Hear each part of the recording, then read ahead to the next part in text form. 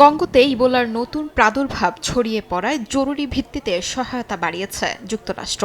নতুন বরাদ্দ $3.80 কোটি যুক্ত হওয়ায় দেশটির মোট ইবোলা সহায়তা $20 কোটি ছাড়িয়েছে। মার্কিন পররাষ্ট্র দফতর জানিয়েছে, এই অর্থ সিডিসি ও স্থানীয় স্বাস্থ্য কর্তৃপক্ষের সঙ্গে সমন্বিতভাবে রোগ নিয়ন্ত্রণ, চিকিৎসা ব্যবস্থা এবং সংক্রমণ প্রতিরোধে ব্যবহার করা হবে।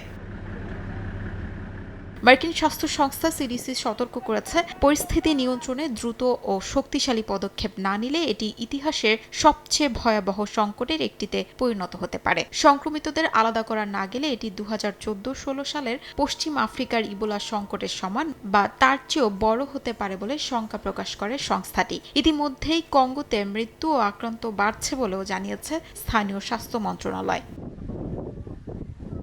বিশেষজ্ঞরা বলছেন, এই প্রাদুর্ভাবের কেন্দ্রস্থলে থাকা বুন্দিবুগীয় স্ট্রেইনের বিরুদ্ধে এখনও কোনো অনুমোদিত টিকা বা নির্দিষ্ট চিকিৎসা নেই। ফলে নিয়ন্ত্রণের মূল কৌশল হচ্ছে শনাক্তকরণ, আক্রান্তদের আলাদা রাখা এবং সংক্রমণ প্রতিরোধ ব্যবস্থা জোরদার করা। অনেক ক্ষেত্রে স্থানীয় পর্যায়ে দেরিতে শনাক্ত হওয়ায় পরিস্থিতি জটিল হচ্ছে বলে দাবি তাদের।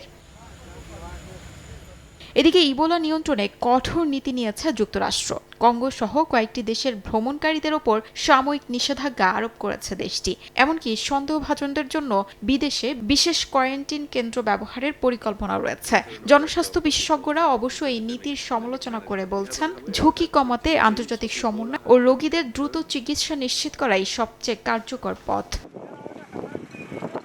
শিউলি রোসা, সময় সংবাদ।